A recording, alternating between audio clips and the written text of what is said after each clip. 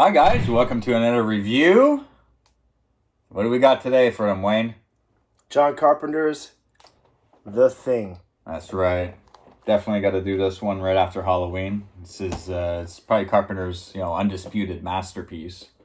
You can pretty much tell anyone to watch this film, and nine times out of 10 they'll love it for sure.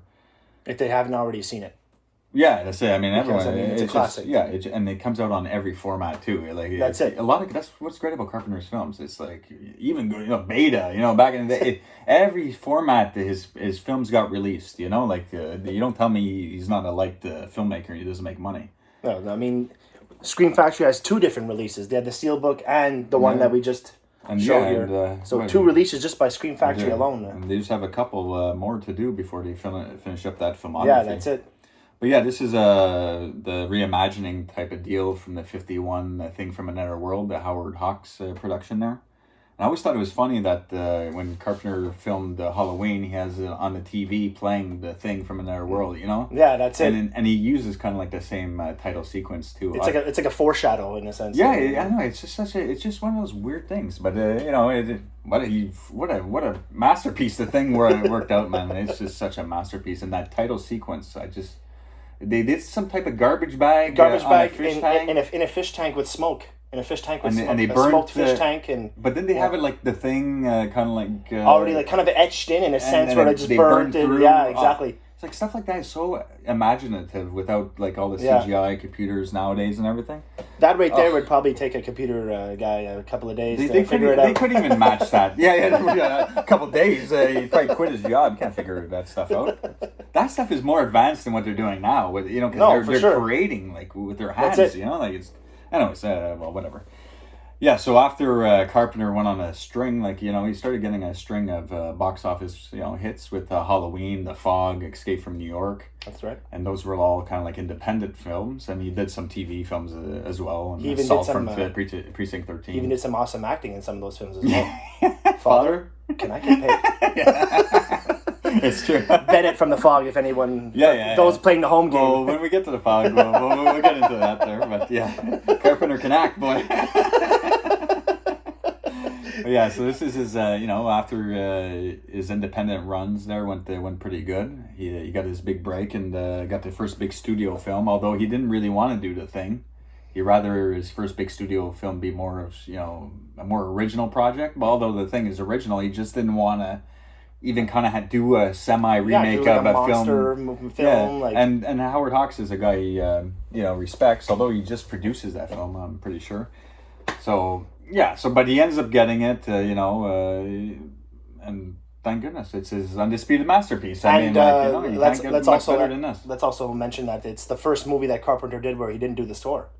That's very true. Yeah, very true. It's so strange. But I guess the big studio didn't want to take any chances, although he's written some pretty good scores up to that point. But I think they just wanted more like orchestra type of, they wanted like a big name attached to it. So, but even though Carpenter didn't do the score, Morricone just smashed it out the ballpark. Yeah, he did. But Carpenter had a lot of say in the score. Yeah, he changed it because apparently they used less beats, less. He said less is more kind of thing, and you get the final score in Hateful Eight. Exactly. I was just going to say that. So if you watch the Hateful Eight and put that, you could tell. Yeah, he was right. That score it's great, but it's a little too much. You like the dread, the dun dun. But so is the Jaws score. It's so simple too. Just a couple sounds, but sometimes less is more, man. That's what I'm saying. So dun dun, just dread, dread throughout the whole picture. It's amazing. So even though Carpenter didn't do the score, he worked with Morricone. That's right. And it has a Carpenter feel to it. So it's a fantastic score. And this failing at the box office is it's one of those head scratchers, because it came out after Alien. Alien was in 79, so you think they would. But again, he gave a monster right up close, right up in the light, and this monster was disgusting. But the monster in Alien was pretty disgusting too, but didn't show it much there. And the Thing, you see it right up close. He's, you got Dr. Blair opening it up. It's some really disgusting stuff. The Thing came out at the same time. I think it may be the same week, if not maybe even the same day as Blade Runner.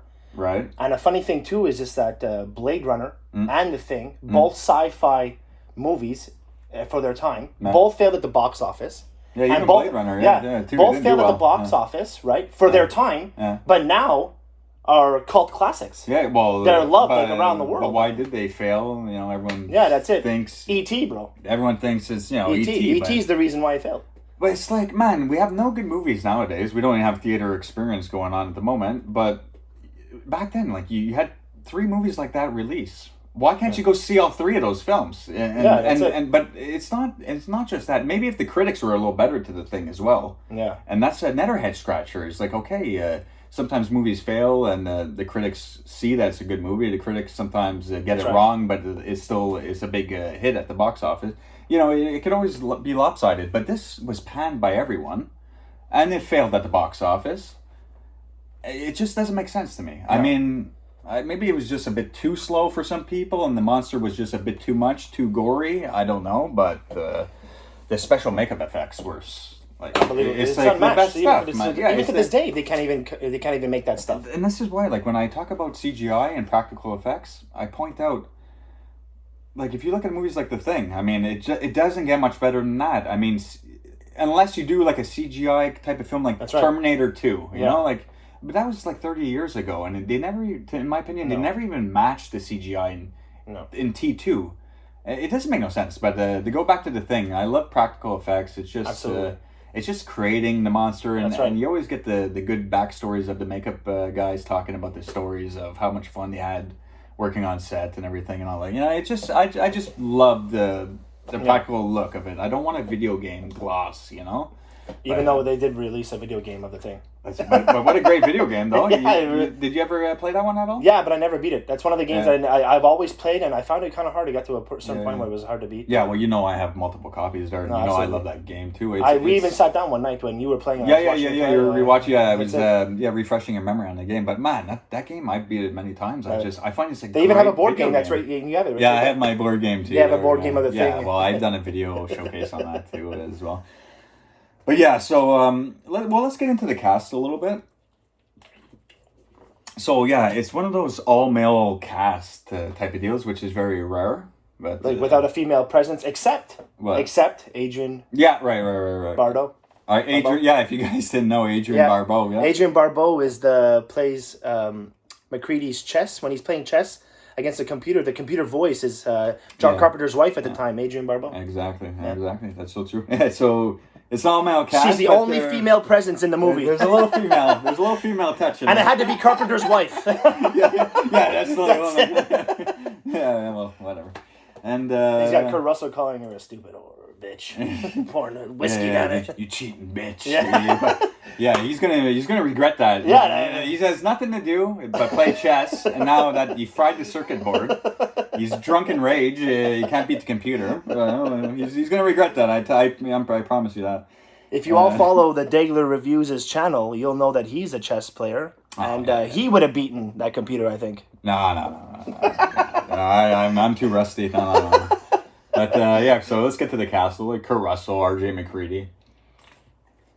I mean, he's had many collaborations with Carpenter. You know, everyone knows. It skyrocketed his career. It helped him get into like action type of films. Exactly. That's for sure. But I mean, Elvis. No one talks about John Carpenter's Elvis. It's Kurt Russell's first film with him. That's right. I have it up there. We'll get to it another day. But yeah, I mean. Yeah, it's just their films together are awesome. Yeah, I really, Snake Plissken is like an iconic character that he played. I mean, they even like Metal Gear is based after him. Man, I mean, elements. Yeah, and then you got Keith David as Childs. Yeah, I love Keith David, man. Unfortunately, after that movie, his career didn't go too much. I mean, he had that small role in Platoon, and for a small stretch. Yeah, for about 4 years, though. For about 4 years, after the Thing, he did Platoon. Yeah, he pretty much has the lead with Kurt Russell in The Thing in '82, and it's a masterpiece. And then like in 84 or 85, 86 or something like that. Yeah, Platoon in '86. Okay, he has a small role in Platoon next to Charlie Sheen. He went like 4 years without getting any offers. And then after that, a small little tiny role in Roadhouse with Patrick Swayze. That's true. And then after he's gun-butting Jamaicans with Seagal. And Mark Fredette. But of course, They Live as well. Yeah, that's... Yeah, I know. He's such a good sidekick for Seagal, though. Just comes in 45 minutes after Seagal's kicked everyone's ass. He comes in, fucking gun butts him. Yeah, that's true. And then also you got Wilford Brimley as Dr. Blair. Diabetes. I've been living with diabetes for 30 years. Man, his commercials, man. This guy did diabetes commercials. He did Quaker Oats. Remember that? Quaker Oats.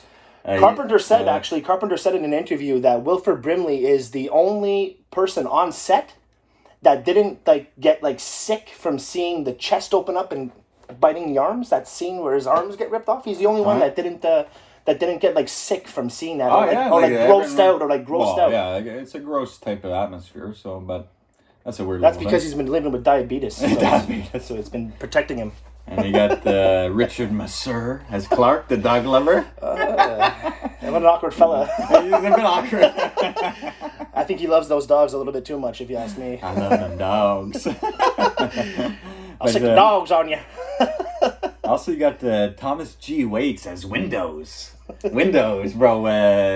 He's notable for the Warriors, though. Yeah, that's it. He got shot in the train tracks there in the Warriors. They killed him off. Well, they have Windows and they have McCready, who also known as Mac, which have absolutely nothing to do with Windows and Mac computers. Oh, that's true. I didn't put that stuff together. That's true.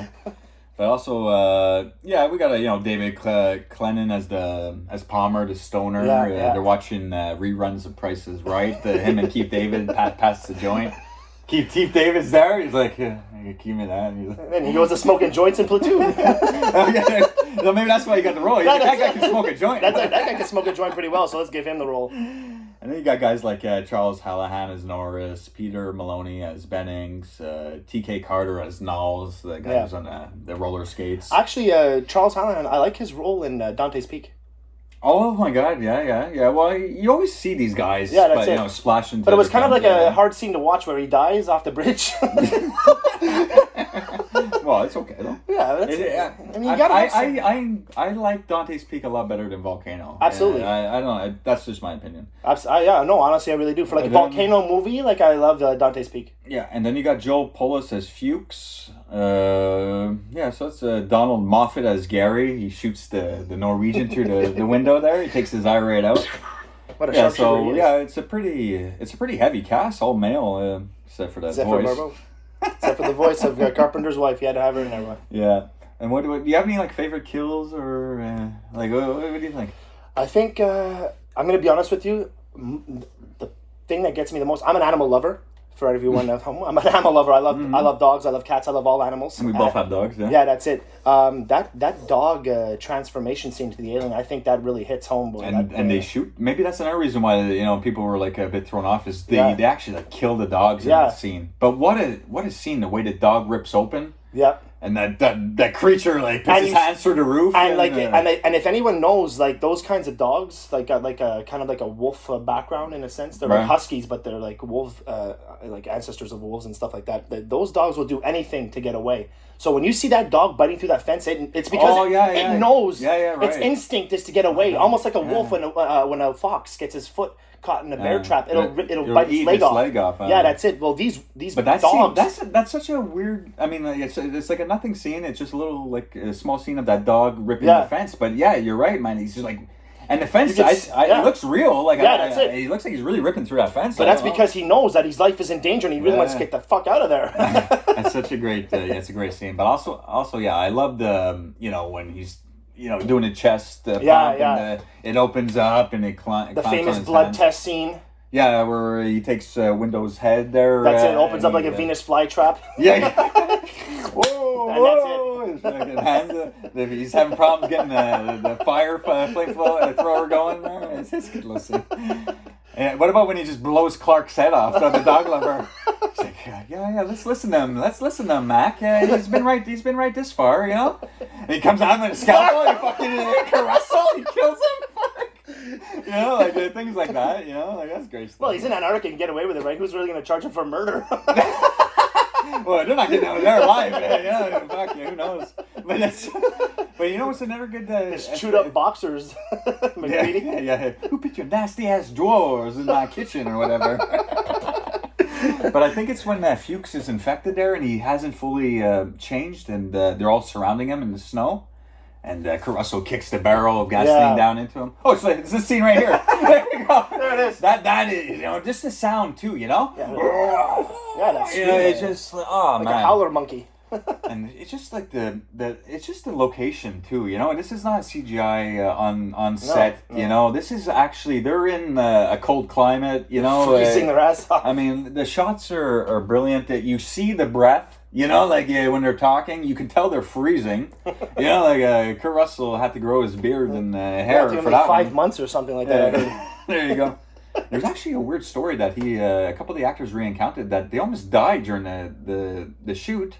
Because Carpenter, director, he would get the helicopter to set and back to the hotel. They had to take a bus. So there's there's interviews. You can go check this out. Kurt Russell talks about the bus slipping on the edge one day, and they're all, like, there's no footage or anything, but the way they're talking about it is like they're fucking almost like their hearts were in their throat. So imagine that. Kurt Russell died during the thing, Kills bro. the whole thing. You wouldn't have Big Trouble in Little China, bro. No Escape from LA. Well. Overboard with his wife. Just Kurt Russell. You wouldn't have Executive Decision with Seagal. Maybe Seagal would have got the leading role. Yeah. We got no Russell to lean back on. Might as well take Seagal. You wouldn't have Hateful Eight either. So do you have any favorite all-out scenes though? Some beautiful shots, something stand out to you in the movie? I love the beginning. The beginning with the dog running. The helicopter is just and they're chasing him.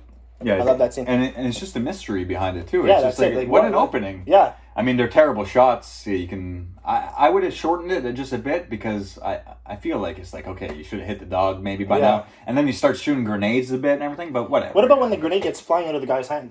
Yeah, and then but what is that all about? He goes to try to dig for it. Guy, let it go. Is that what's your deal, man? And then when you realize you can't get to it, get the fuck out of there. Like this guy, boom, he's dead. Helicopter goes. That's maybe some of the cheesiest moments, but I mean, all in all, man. The blood test scene by far is the blood test scene is so well done, man. The blood test scene, and for monster wise, I love the spider head. Oh yeah, it's phenomenal. For sure. And the spider head is just so just the way they did that, you know, the legs coming out, man. It was like on a remote control car. They had it, but it's the way he films it, though. It's like a bit out of focus in the background. You have the guy in the foreground. He's just a master of setting the scenes, especially at those days. He was on top of his game, man. Carpenter in the 70s and 80s, man. Yeah, well, even to this day, he'll tell you that it's one of his favorite movies that he's ever did. Yeah, you have to say it's. I mean, Halloween is my favorite. There's lots of reasons, but I mean, The Thing is just a masterpiece, and I feel like if this movie, really did what it was supposed to do at the box office, this guy would have done.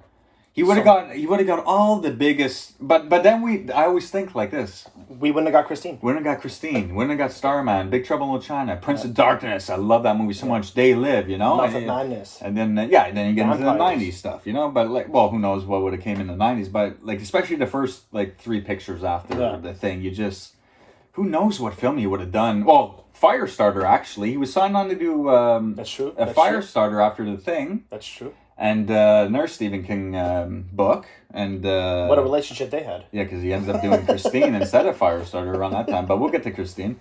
But yeah, it's just so strange. He was in talks. He was in works to do Firestarter. It was all he had the writer in place. It was really going to be John Carpenter's Firestarter, and then it failed at the box office, and he got fired. So that's why he ended up taking on Christine later on. But we'll get to that a little later. But do you have any maybe favorite moments, favorite lines, anything like that? It's not a big quotable line. No, it's not a big quotable because it's mostly it's like a. It's a lot more just subtle tension. Yeah, that's it. They're just talking to each other. I guess the chess scene, you cheating bitch. That's always a quotable line. But there's one scene that always made me laugh. It's when they lock the Dr. Blair up in the and he's going crazy. Yeah, but then they go back later. And he has a noose. You ever notice he has a noose behind him? And he's like, I want to come back in, no, I'm all right, and all that, because he has the big freak out where he's... that's it. He's beating up windows and all that shit. Kurt Russell gives him a double there. You're getting the quickest 2 punches I've ever seen. Oh my god, that's it's just so many great scenes there. And then you find out he was under that shack, building a spaceship.